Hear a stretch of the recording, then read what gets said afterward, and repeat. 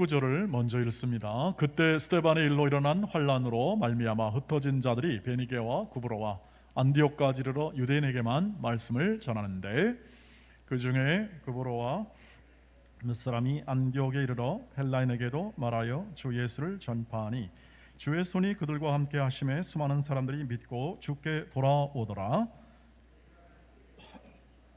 소문을 듣고 바나바를 안디옥까지 보내니 그가 이르러 하나님의 은혜를 보고 기뻐하여 모든 사람에게 굳건한 마음으로 주와 함께 머물러 있으라 권하니, 바나바는 착한 사람이요 성령과 믿음이 충만한 사람이라.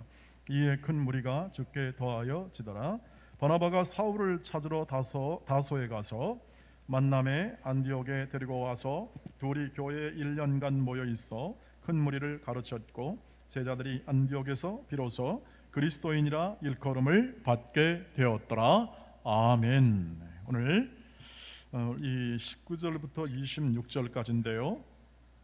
이 본문 안에는 안디옥 교회에서 사역하는 이 바나바의 모든 사역 내용과, 그리고 바울을 이렇게 함께 데리고 와서 안디옥에서 다시 교회에서 바울의 사역을 도와 이제 안디옥 교회에서 국제적인 교회로 성장하는 기초를 마련하는 데 쓰임 받는 이 바나바를 잘 이렇게 기록을 해주고 있습니다.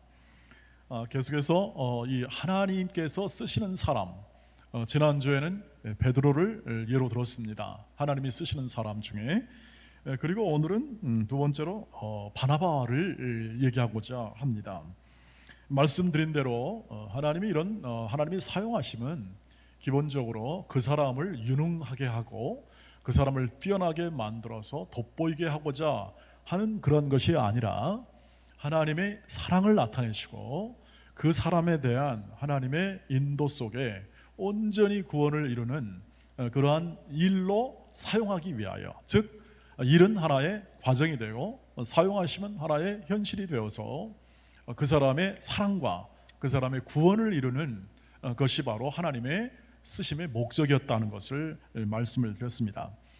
그러니까 우리가 어떤 성경 인물을 보든지 그 사람을 영웅시하여 그 사람을 이렇게 추앙하거나 혹은 돋보이는 어떤 대상으로 삼는 것은 2차적인 문제고요. 본받는 것은 1차적인 것은 하나님이 그를 어떻게 쓰시는가 하는 이 초점을 분명히 해야 우리가 성경도 제대로 이해할 수 있고 또 볼 수 있는 것이죠.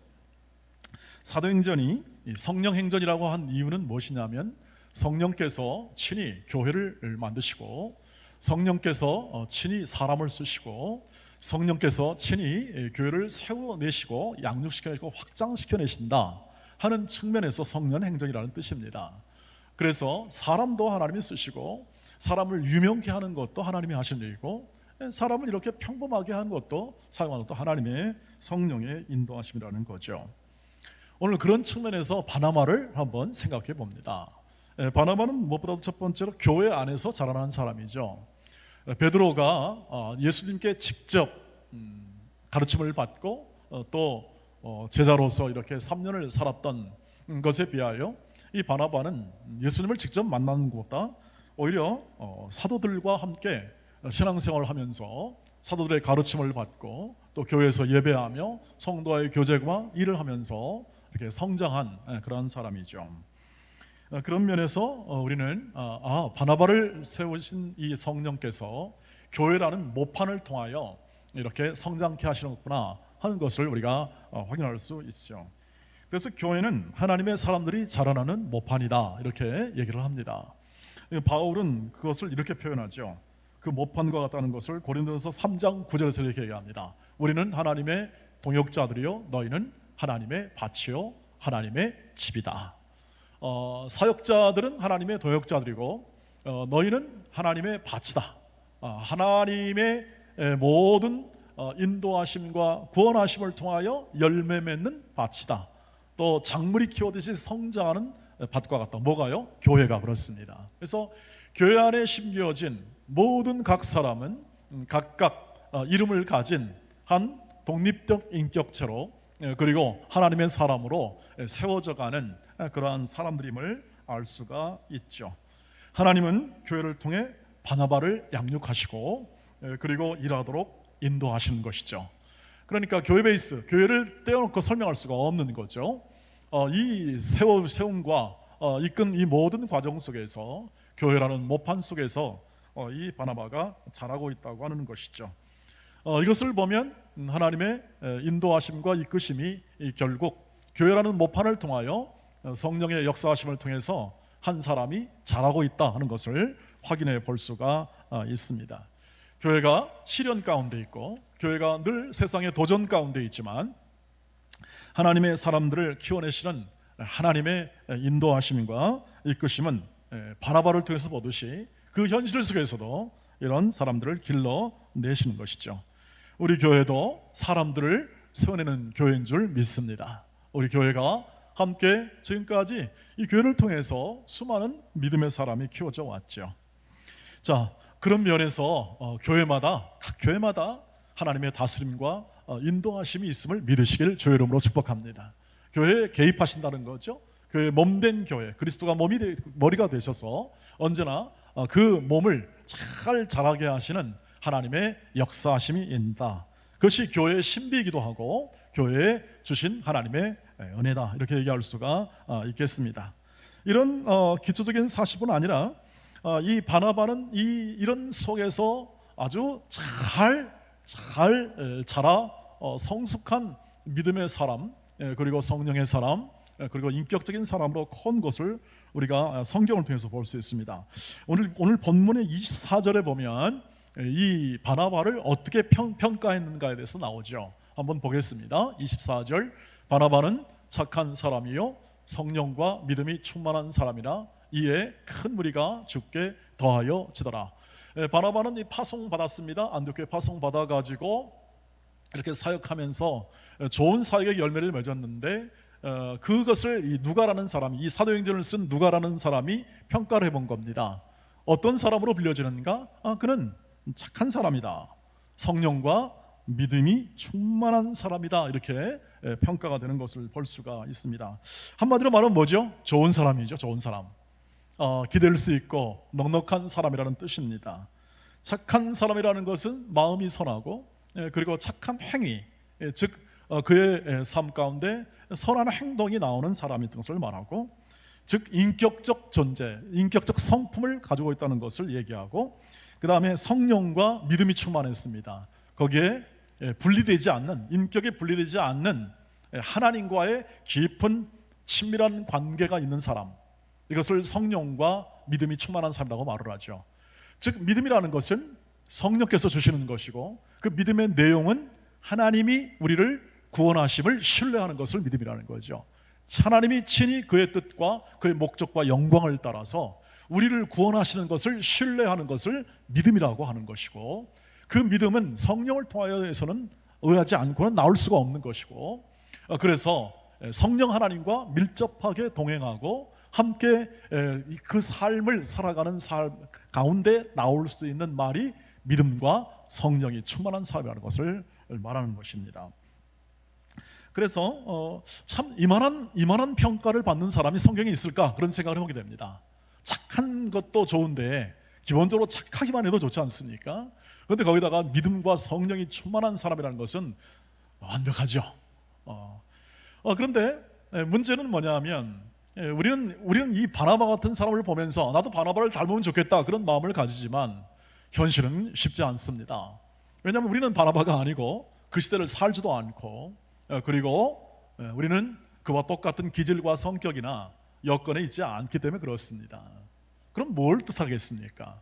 왜 하나님이 이렇게 이 성경을 통해서 이런 좋은 사람을, 인격적으로도 좋고 그리고 또 믿음으로도 이렇게 경건한 이 사람을 우리에게 소개할까요? 왜 하나님이 그렇게 쓰실까요?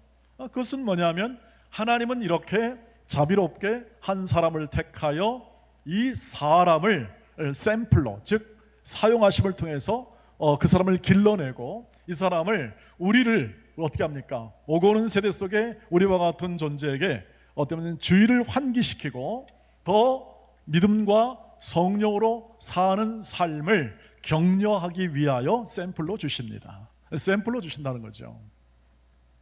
우리는 이와 같은 사람이 될 수는 없을 겁니다. 물론 소수의 사람들은 이렇게 믿음과 인격이 충만한 사람으로 커갈 수 있겠죠. 그러나 우리 모두는 다는 아닐 겁니다. 일평생을 살아도 우리의 삶 속에서 다 이룰 수 없는 부분이 있을 것이고, 더 중요한 건 이와 같은 이것은 하나님이 하신 일이기 때문에 그렇습니다. 하나님이 사용하셨기 때문에 이런 것이 가능하다는 뜻이죠. 그 말은 어떤 것입니까? 우리 모두가 아니라 각 사람에게 임한 하나님의 은혜의 분량만큼 성숙하게 될 겁니다. 하나님께서 허락한 각 사람에게 맞은 은혜의 분량만큼이죠. 그럼 왜 이렇게 이것을 주어서 우리를 기죽이는 겁니까? 아닙니다. 샘플로 내주어서 우리를 위로하시는 거죠. 이런 것도 가능하구나, 이런 것도 하나님이 사용하시면 가능하구나. 저는 목회자로서 이렇게 마음으로 이렇게 감동하고 또 정말 이런 사람이 정말 목회자구나 하는 그런 대상은 저도 있습니다. 손양원 목사님 같은 분이 그런 분 아니겠습니까? 어떻게 그렇게 했을까? 어떻게 그런 사랑이 그 안에서 나오게 됐을까? 그런데 가만히 보면 그분은 참 위대하신 분이고 저는 도저히 따라갈 수가 없는 분 같은데, 그 안에 계신 성령 하나님은 동일하신 하나님이시다. 그분을 사용하심의 결과이다. 너무 멋지게 사용하셨다. 그래서 샘플로 주어서 어떻게 합니까? 목회하는 사람들과 목사들에게 어떻게 하죠? 경종을 울리는 거죠. 인식하게 하고 준비하게, 깨닫게 하고, 여러분의 직분에 따라 혹은 여러분의 신앙에 따라서 여러분이 아주 존경하고 사랑하고 정말 본받을 만한 분들이 있을 거라고 생각합니다. 없을 수도 있고요. 그러나 그런 분들 주신 분은 하나님이십니다. 하나님께서 행하시고 하나님이 사용하시고 우리를 깨우쳐 주시는 거죠. 수많은 믿음의 사람들이 다 그런 케이스입니다. 하나님이 사용하셔서 우리를 격려하시고 위로하는 거죠. 사실 그런 분들 때문에 우리가 더 넉넉한 신앙생활을 할 수 있는 부분이 있습니다. 지금도 우리는 마찬가지죠. 때로는 이 교회가 이런 코로나19를 지나면서 어떤 때는 욕을 먹기도 하고 어떤 때는 과도하게 우리가 비판을 받기도 하잖아요. 그러나 교회를 함부로 욕할 수 없는 수많은 믿음의 사람들의 이 땅에서의 현실적 삶들이 있습니다. 믿음의 사람들, 예수 믿는 사람들이 선행을 하고 또 착한 일을 하고 자원봉사하고 하면서 쌓아놓았던 모든 것들을 통해서 우리 교회를 위로하고 더 이상 욕하지 못하도록, 더 이상 비난하지 못하도록 하는 방파제 역할을 하신 분들도 수많은 사람이 있게 마련입니다. 여러분, 이것입니다. 하나님께서 이렇게 착한 사람, 믿음과 성령이 충만한 사람을 사용하시고 허락해 주셔서 뭘 합니까? 우리를 위로하시고 격려하시고 그런 인생을 살아갈 준비와 마음을 새롭게 하시는 거죠. 그것을 하나의 규범이나 혹은 또는 우리가 모든 것을 행해야 할 어떤 규칙의 어떤 내용으로 보는 것이 아니라 하나님이 사용하심에 대한 결과로서 우리도 우리를 인도하시는 성령께서 우리를 어떻게 인도하시는지에 대해서 분명히 알 수가 있습니다. 우리를 성령께서 우리 안에서 거하셔서 우리를 우리에게 만들어가는 과정 속에서 반드시 두 가지를 이루어내십니다. 하나는 예수 닮은 인격을 이루어내시고 두 번째로는 예수 닮은 사역이죠. 그 사역은 긍휼과 사랑의 사역입니다. 이것이 주님이 행하셨던 일이고 주님이 지금도 성령을 통하여 우리에게 이루고자 하시는 것이죠. 그래서 이 바나바가 같은 착한, 마음이 착하고 선하고 악을 잘 행할 줄 모르고 예를 들면 하나님의 뜻이라면 가장 기뻐하고 감사하면서 자신의 직업과 삶과 모든 인생 속에서 언제나 하나님의 사람으로 하나님의 뜻을 나눌 수 있는 사람으로 딱 세워주셔서 어떻게 합니까? 우리로 하여금 경종을 갖게 하고 경각심을 갖게 하고 나도 성령을 따라 또 충만한 믿음을 따라서 행할 용기와 위로를 얻게 됩니다. 하나님은 바나바를 그렇게 사용하시고 그렇게 세워주신 것을 알 수가 있는 것이죠. 그래서 신앙생활은 doing, 행하는 것보다 먼저 앞서는 것이 being, 되는 것이구나 하는 것을 우리가 알 수 있죠.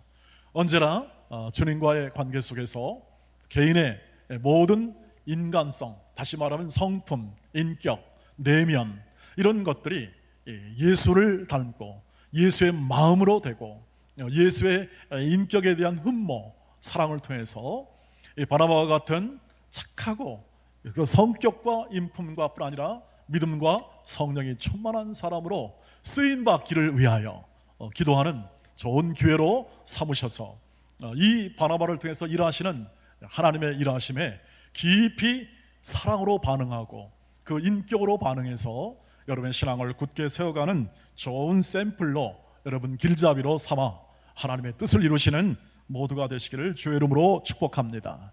나아가 이 바나바가 어떤 일을 했습니까? 즉 하나님이 바나바를 어떤 일로 주로 사용했습니까? 하는 것에 대한 생각을 우리가 함께 해보기를 원합니다. 그는 격려, 즉 위로와 격려의 사람이었습니다. 다시 말하면 돕고 협력하고 그 사람이 일할 수 있도록 도와주고 항상 그 일이 되도록 하나님의 뜻이 이루어지도록 언제나 밑거름이 되는 역할들을 했던 사람이 바로 바나바고, 그것은 성령께서 그렇게 쓰심의 결과였다는 사실을 성경에서 그대로 알려줍니다. 자, 우선 그 증거가 뭐냐면 바나바가 어떻게 이 바나바라는 이름을 가지게 되었나를 우리가 성경을 통해서 알 수 있습니다. 사도행전 4장 36절 말씀에 보면은 이와 같이 그 이름의 기원이 나옵니다. 같이 읽겠습니다. 구브로에서 난 레위족 사람이 있으니 이름은 요셉이라. 사도들이 일컬어 바나바라. 번역하면 위로의 아들이라. 영어로는 Son of Encouragement이라고 되어 있어요. 하니 그가 밭이 있음에 팔아 그 값을 가지고 사도들의 발 앞에 두니라. 이것은 지금 초대교회 막 교회가 생성되면서 있었던 일입니다. 주로 그 당시 예루살렘 교회는 사도들의 가르침을 받아서 온 교회가 이제 막 성장해 가는 과정 속에 있었죠. 그런데 그 성도 중에 한 사람의 이름이 바나바 이름이 원래 바나바가 아니고 요셉이라는 이름이었습니다. 요셉이라는 이름인데 사도들이 이 요셉을 보면서 하도 격려를 잘해요. 너무 격려를 잘하니까 야, 이 사람은 정말 격려의 사람이구나, 격려의 아들이구나. 그래서 별명을 하나 붙여줍니다. 그게 바나바예요. 이름이 격려의 아들, Son of Encouragement이에요. 이것을 이제 위로라고 표현했습니다. 위로, 성경에서 위로 표현했는데 이것을 현대적인 언어로 표현하면 격려라는 의미가 되고 용기를 북돋아주고 하는 것에 주로 이 바나바가 사역하고 그 사역의 결과를 나타냈다고 하는 것이죠. 실제로 오늘 사도들의 발 앞에 놓아둔 그가 판 값의 이 일거도 바로 그러한 하나의 격려죠. 왜냐하면 그 당시 교회가 갖는 문제 중에 하나는 뭐냐면 오순절 때 순례 온 더 타지방, 예루살렘에 있는 사람이 아니라 타지방에 있는 사람들이 와서 복음을 듣고 그냥 정착해 버렸습니다. 예루살렘에. 야, 이게 너무 좋다. 그래가지고 세계 각지에서 온 사람들이 베드로가 전한 복음을 들은 다음에 예루살렘에 정착했으니 여러분 그들의 생활 기반이 없을 거 아니겠습니까? 그랬을 때 교회는 구제하는 것과 그리고 그 사람들이 이렇게 잘 지낼 수 있는 어쨌든 최소한의 의식주 문제를 해결할 수 있는 그러한 경제가 필요했죠. 물질이 필요했죠. 그래서 학자들은 이런 바나바 같은 사람이 왜 그것을 팔아서 했냐라는 이유를 설명할 때 그들을 돕고 교회가 온전히 그 필요를 다 채울 수 있도록 하기 위해서 그들은 이렇게 자신의 재산을 일부를 팔거나 혹은 또는 때로는 자신의 재산을 통해서 이렇게 교회를 섬겼던 그런 교회가 있었다는 것을 학자들이 밝혀주고 있습니다. 여러분, 그런 면에서 하나님께서 이 바나바의 그 이름이 이렇게 바나바로 된 것은 그가 한 일들이 계속 이런 중심적인 격려의 사역으로 쓰여있기 때문에 이제 그 뒤로도 계속 격려하는 모습이 보여지게 되고, 아예 이제 누가는 이때부터 바나바로 쓴 이름을 요셉이라고 쓰지 않고 아예 그냥 바나바로 썼습니다. 그래서 저는 바나바야 라고 그러는 거죠. 예를 들어 우리 교회에 예를 들면 격려를 잘하는 분들이 있지 않습니까? 이런 분들이 그 이름이 아니라 저 사람은 격려의 사람으로 그냥 아예 격려의 전문가 혹은 격려하는 사람 해서 격려씨 이렇게 붙인 것과 똑같다고 하는 거죠. 실제로 그렇습니다. 오늘 안디옥 교회로 예루살렘 교회가 파송을 합니다. 바나바를. 왜냐하면 지금 안디옥 교회라는 교회가 만들어지지 않고 예수 믿는 사람이 집단이 있게 되었다는 소식을 들은 다음에 그 다음에 예루살렘교회에서 사도들이 그것을 듣고 난 다음에 안 되겠구나, 이게 어떤 교회인지를 한번 알아야 봐야겠고, 그들을 격려하기 위하여 바나바를 파송하여 그들에게 가서 말씀을 가르쳐주고 교회의 교회됨과 교회가 어떻게 잘 체계를 갖추는지에 대하여 잘 가르쳐주기 위하여 파송이 되는 거죠. 실제로 그래서 그런 잘하고 교회가 더 큰 무리가 함께 모이는 것을 확인합니다. 그 다음에 두 번째로는 거기서 바울을 찾으러 다소까지 가는 거죠. 약 160km 정도의 길이가 있습니다. 여기서 서울에서 대전까지의 거리죠. 그때는 다 걸어가야 되지 않겠습니까? 배 아니면. 그런 길을 통해서 어떻게 합니까? 바울을 데려옵니다. 그 당시까지는 아직 바울이 이 사역을 하지 않았습니다. 그냥 다소에 그냥 머물러 있는 겁니다. 하나님의 뜻을 기다리고 있었겠죠. 근데 하나님께서 어떻게 합니까? 이 바나바를 불러서 다소까지 가게 하시고 바울을 불러서 안디옥에 가서 오게 합니다. 거기서부터 어떻게 합니까? 진짜 바울은요, 사역에 꽃이 피기 시작합니다. 그래서 그 결과 그리스도인이라는 말이 생겨나잖아요. 여기서 이 교회에서, 안디옥 교회에서 그리스도인, 현대 말한 크리스찬, 이런 이름이 거기서 생겨났다고 해요. 이 성경이 증언하고 있습니다. 그 말은 유대인도 아니고 헬라인도 그리스도인도 아니고 로마인도 아닌 그리스도를 따르는 독특한 공동체가 형성이 되었고, 그리고 교회가 아름답게 잘 체계화되었음을, 그래서 국제적인 선교를 감당할 수 있는 교회로, 이방 교회 최초로 교회가 설립이 되고 성장이 된 가장 중요한 기본에 누가 있느냐? 바나바가 있습니다.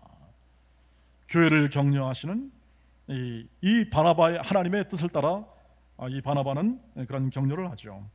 바나바가 끝까지 신실함을 나타내는 그러한 증거의 사역은 또 하나 있습니다. 마가 요한이라는 사람이 있는데 바울과 나중에 함께 이렇게 사역을 감당하고 함께 이렇게 이제 선교를 하는데, 선교를 1차 한 다음에 그 다음에 두 번째 선교를 감당하면서 어떻게 했냐면 마가 요한이라는 사람을 데리고 갈지 말지에 대해서 의견이 갈렸습니다. 바울과 바나바가. 근데 바나바는 데리고 가자, 비록 지난번에 약속을 깨서 간다 해놓고 안 간다 안 했지만, 그러나 이번에 한번 기회를 줘서 다시 한번 가자 했고, 바울은 칼 같아요. 안 된다, 그럴 수 없다, 한번 약속 깨면 계속 깨니까 이런 사람은 신뢰할 수 없다 하고 그냥 따로 헤어져서 가버리고 맙니다. 여러분, 누가 잘했을까요? 주님은 성경은 평가를 하지 않습니다. 거기에 대해서는 평가를 하지 않고 나중에 이런 평가가 나와요. 바울이 뭐라고 그러냐면 그가 그때 거부했던 이 마가 요한이 나중에 우리에게 굉장히 유익한 사람이니 마가 요한을 함께 데리고 오라고 얘기합니다. 다시 관계가 회복된 거죠. 그것으로 봐서는 그 사람의 각 기질과 성격의 차이긴 하지만 바나바는 끝까지 실수와 허물을 감추거나 혹은 또는 회복시켜서 하나님의 사역을 감당하거나 혹은 또는 제 길을 걸어가도록 격려했던 자신의 기질이 충분히 발휘된 그러한 내용이라고 확인할 수가 있습니다. 결국은 무엇입니까?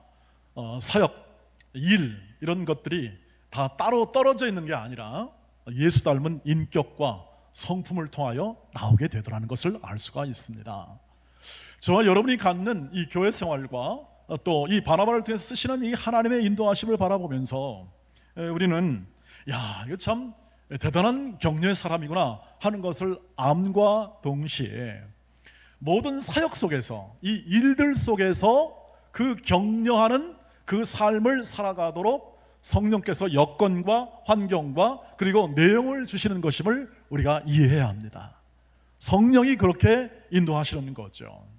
우리가 바랄 것, 우리가 이 문서적으로 하나님 말씀을 이해하는 이 부분은 우리가 믿지 않는 사람이라도 그것을 알 수 있을 겁니다. 그러나 성령의 손길을 알지를 못합니다.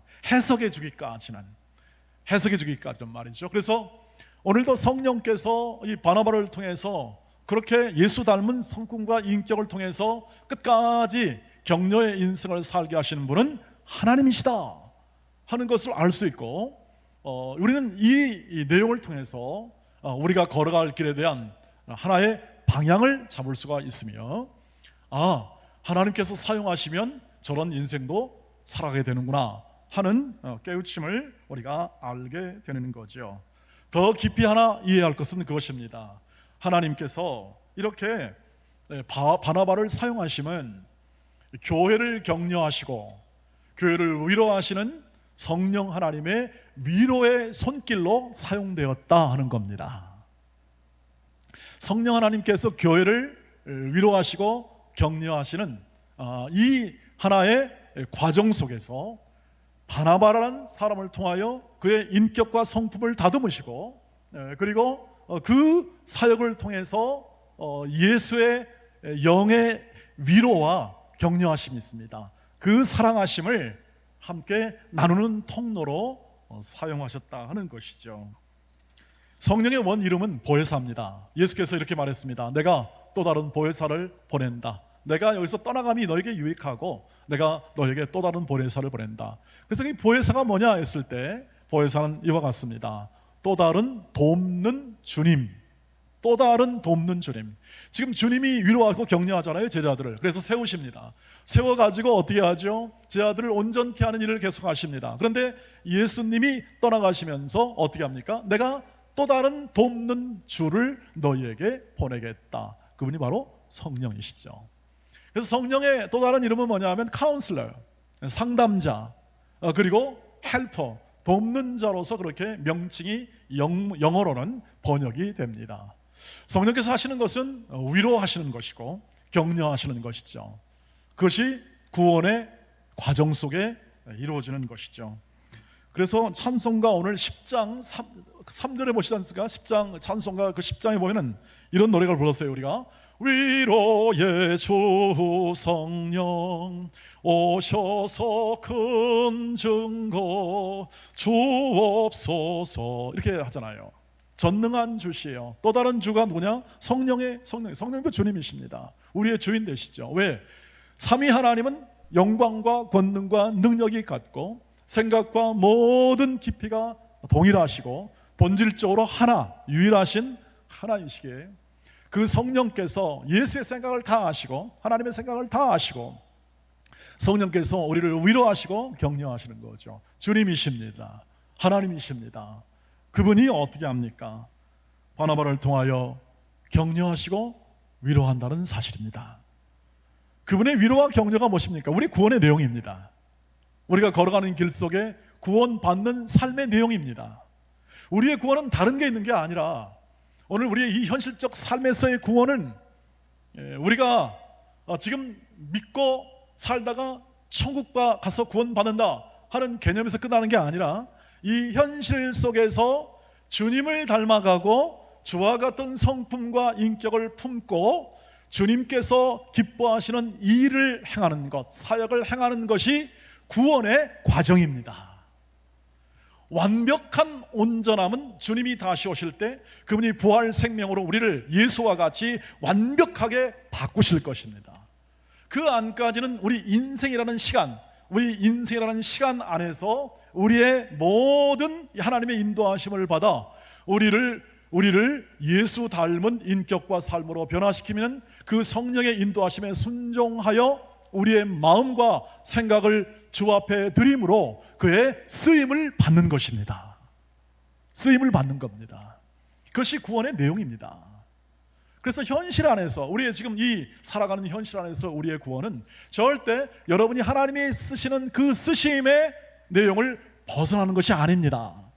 그 쓰심 안에서 즉 여러분의 사역과 일하는 그 안에서 하나님께서 여러분을 구원하신다는 사실을 이해하는 거죠. 그것이 우리를 위로하시고 격려하시는 성령의 사역을 따라 또 그 사역을 따라 쓰임받는 사람들을 통해서 오늘 우리에게 전달된 거죠. 여러분 누가 위로와 격려받지 않고 우리가 어떻게 그리스도인 되겠습니까? 우리는 우리의 모든 각 출생부터 시작하여 누군가의 위로와 격려 속에 우리는 지금까지 여기까지 온 것이죠. 그래서 보니까 하나님의 은혜다. 이런 고백을 하죠. 조금 전에 어느 집사님과 대화를 나눴었는데 그때는 힘들었는데 지금 생각해 보니까 그때 힘들었다고 생각하는 건데 다 하나님의 위로하심이었구나, 인도하심이었구나 하는 그 얘기를 해요. 아멘. 그랬습니다. 그때는 잘 몰랐습니다. 그때는 힘든 일을 겪을 때는 왜 나만 겪는 고난이냐고 얘기를 했을 수도 있었겠습니다. 그러나 지나고 보니까, 그것을 견디고 보니까, 야, 이게 하나님의 은혜 아니고는 설명할 방법이 없구나, 이것이 하나님의 은혜였구나 하는 것을 고백한다는 것이죠. 그 은혜라는 것이 위로 아니겠습니까?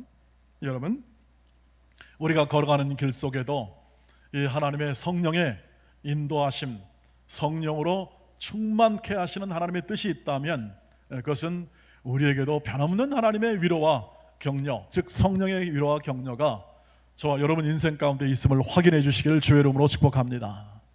그것으로 충분하지 않겠습니까? 왜 이런 말씀을 드립니까? 여러분, 바나바의 보상이 무엇입니까? 그렇게 주의 일을 따라서 격려하는 인생을 살고 주로 주는 인생이잖아요. 바울을 위해서도 주었고, 그리고 그 바울을 위해서 애쓴 그 모든 보상에 비하여 그런 굉장히 무명에 가까운 그러한 결과를 얻습니다. 세상으로 말하면 무명에 가까워 인정을 받는 것이 별로 없습니다. 여러분, 성경에 보십시오. 바나바가 뭐 이렇게 인정을 받았다, 뭐 했다 하는 그런 말이 없습니다. 이 사도들이 바나바란 이름을 지어준 그런 것 외에 다른 세상에 말하는 명예와 소유와 권력에 의한 인정의 그러한 어떤 보상이 있는 게 아니었습니다. 오히려 그걸 도와주었던 바울은 오히려 사람에게 더욱더 인정을 받고, 또 우리도 지금도 바울을 이렇게 흠모하잖아요. 실제로 그렇습니다. 그러나 바나바는 별로 사람이 인정하지 않습니다. 그런데 가만히 생각해 보면 훨씬 중요한 일을 한 거죠.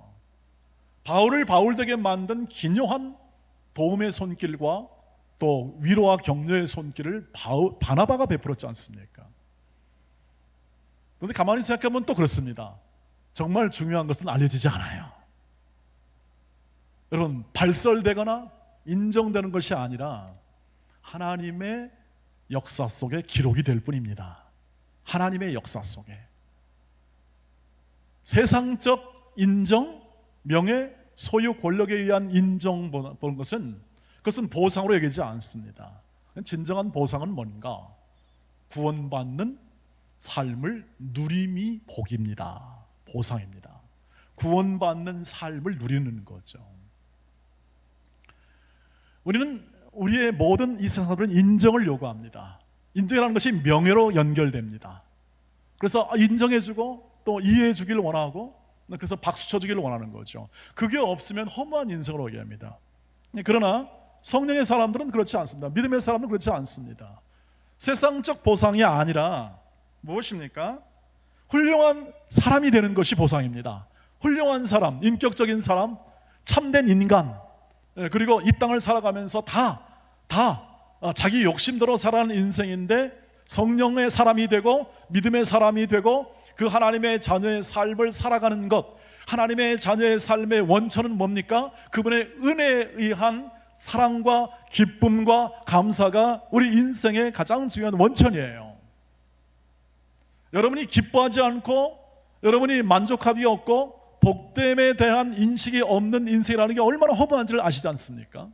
저와 여러분이 갖는 모든 삶에서 노년이 되었을 때, 혹은 일정한 결이 되었을 때 내게 남는 것이 없다 생각하면 여러분 얼마나 허무합니까? 그런데 그가 가지는 풍성한 착한 사람이요, 성령이 충만한 사람이요, 믿음의 사람이었다는 사실을 본인이 확인하게 되고, 그것을 마음에 새겼을 때, 이 말할 수 없는 이 하나님의 은혜가 크구나 하는 것을 알고 감동할 때, 그것이 진정한 보상이 된다는 사실입니다.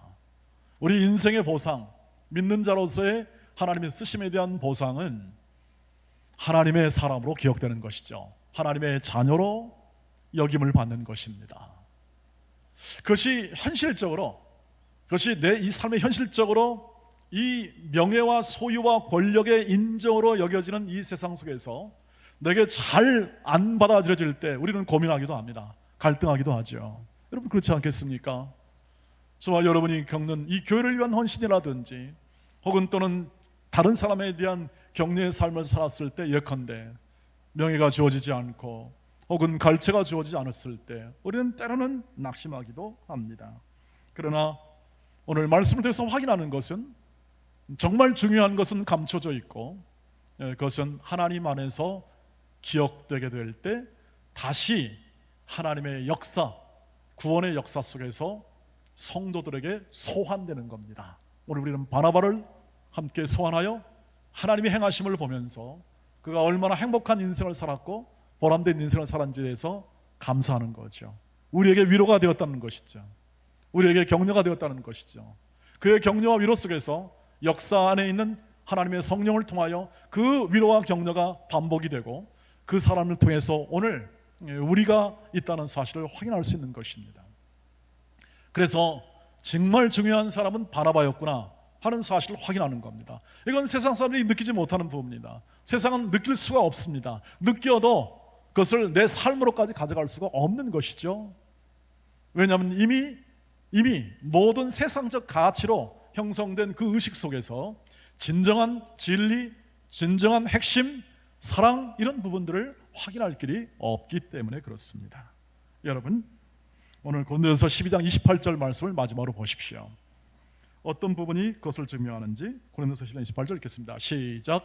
하나님이 교회 중에 몇을 세우셨으니 첫째는 사도요, 둘째는 선지자요, 셋째는 교사요, 그 다음은 능력을 행하는 자요, 그 다음은 병 고치는 은사와 서로 돕는 것과 다스리는 것과 각종 방언을 말하는 것이라. 하나님이 세웠습니다. 뭘 세웠습니까? 먼저 직분을 세우죠. 그 다음은 능력을 행합니다. 능력을 행하는. 그 다음에 병 고치는 은사도 있습니다. 서로 돕는 것이 있습니다. 이게 위로와 격려죠. 이게 하나님이 세우신다는 겁니다. 하나님이 사용하신다는 거죠.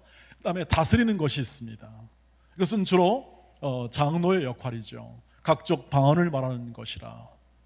이 현대교회는 어떤 부분은 존재하기도 하지만 어떤 부분은 없는 직분과 또 은사도 있습니다. 다만 이것을 나타내시는 분이 누구냐? 성령 하나님이십니다. 그런데 고린도서 12장은 성령 하나님께서 전부 다 나타내심을 얘기하면서 오늘 교회 중에 이런 것을 세우신다는 거죠. 그 세우는 것 중에 이 위로와 격려가 있습니다. 하나님이 사용하시면 이렇게 위로와 격려, 이것을 통해서 교회를 위로하시는 거예요. 교회를 위로하시고 그것을 통해서 교회가 어떻게 합니까? 격려를 받고 성장하는 거죠. 오늘 이 다스림과 그리고 병 고치는 것과 이 모든 것 안에 격려하고 돕고 하는 것이 딱 이렇게 정리되어 있어서 그 외에 위로하는 것, 그 다음에 성실하게 여러 사람을 돕는 것, 이런 부분까지 다른 성경에 보면 그것이 성령의 은사로 되어 있습니다. 은사, 선물 아니겠습니까? 은혜로 주신 것을 값없이 줌으로 말미암아 우리 모두가 다 서는 것이죠. 그래서 여러분이 잘 돼야 제가 잘 되고, 제가 잘 돼야 여러분이 잘 되거나, 여러분의 가족이 잘 돼야 여러분이 잘 되고, 사실은 합치면 우리 이웃이 잘 돼야 우리가 잘 된다는 그러한 결론까지 이르게 되고, 그것이 성령의 뜻이고 성령이 지금 하시는 일이며 오늘도 그것을 통해서 우리 교회는 세워져 왔음을 확인할 수 있습니다. 동원교회 47년의 역사 속에서 위로와 격려를 한 분들에 의해서 교회가 왕성하게 새 힘을 얻고 감사함으로 충만하게 되고 하나님의 일하심을 확인하게 되는 거죠. 그러니까 위로와 격려와 이것을 통해서 우리는 뭘 확인하냐면, 아, 성령께서 일하시는구나, 우리 교회를 붙잡고 있구나 하는 것을 알게 되는 것이죠. 그것이 참된 기여요, 그것이 보람이요 복됨이죠. 그러니까 도와줄 수 있는 게 복입니다. 내가 인품이 선하고 경건하고 믿음이 있는 것이 복입니다. 그것이 우리의 가진 구원의 내용입니다.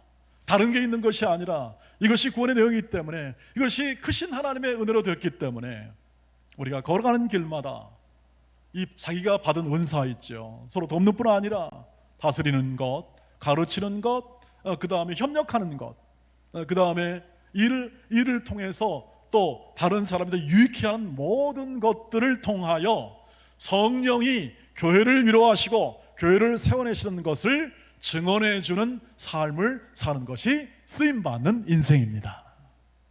그 은혜가 여러분 가운데 충만하기를 주의 이름으로 축복합니다.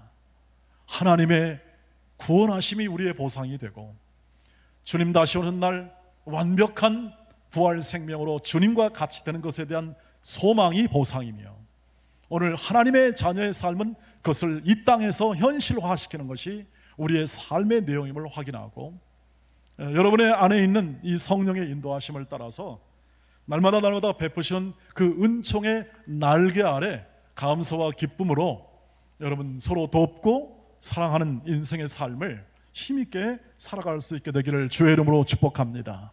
하나님이 사용하신다고 믿는다면, 하나님이 나를 붙잡고 계신다고 믿는다면, 아까 붙잡는 인생 말했잖아요. 계신다면 그것은 성령께서 반드시 저와 여러분 가운데 이루실 목표가 있다는 사실을 우리가 확인하고, 그것이 우리 교회가 되어서 우리 교회를 통해서 이루시고자 하는 성령의 역사가 나를 통하여 가고 있다는 사실을 확인한다면 결코 가벼운 인생이 아니라 그것은 귀중하고 소중한 인교회로 하나님의 생명책의 기록이 될 것이고, 오고 오는 모든 세대 속에서 또는 교회사 속에서 우리는 그것을 확인하는 사람들이 될 것입니다. 그리 아니하신다 할지라도 우리는 거룩한 인품과 성격과 그리고 하나님의 마음에 합한 인생의 삶을 가지고 거룩한 일을 해나가고, 그리고 교회를 돕고 성도를 돕는, 그래서 그것이 이제 이웃으로 향하게 되는 교회 사역에 보탬이 되고 유익이 되는 것을 살고 있다면 제대로 하나님의 쓰임을 받고 있고 성령께서 쓰시는 사람으로 세워져 가고 있음을 확인하시고 그 삶 안에 견고히 거하시기를 주의 이름으로 축복합니다. 하나님이 쓰시는 사람이라면 반드시 하나님께서 목적에 맞는 그러한 뜻과 의지를 여러분을 통해서 온전히 이루어낼 것입니다. 코로나19 안에서도 이루어낼 것입니다. 기도하겠습니다. 자비하신 주여, 바나바를 위로와 격려의 아들로 사용했듯이 저희를 각각의 직분과 그 주신 은사를 통하여 하나님의 자녀로 잘 세워주실 것을 믿습니다. 그 안에 거룩한 우리의 착한 성품과 인격과 그리고 성령과 믿음이 충만한 사람으로 굳게 세워주셔서 많은 사람을 위로하고 격려하고 또한 하나님의 교회를 든든히 세워나가고 하나님 나라의 좋은 사람으로 기억될 소중한 사람으로 우리 모두를 굳게 세워주실 줄 믿습니다. 그 삶에 합당한 순종과 사랑과 기쁨이 날마다 우리 가운데 있게 하옵시고 주의 은혜의 손이 그 사람의 마음 가운데 날마다 임하여 더욱더 풍성한 인생과 삶을 이 코로나19 안에서도 잘 행하게 하옵소서. 예수님의 이름으로 기도하옵나이다. 아멘.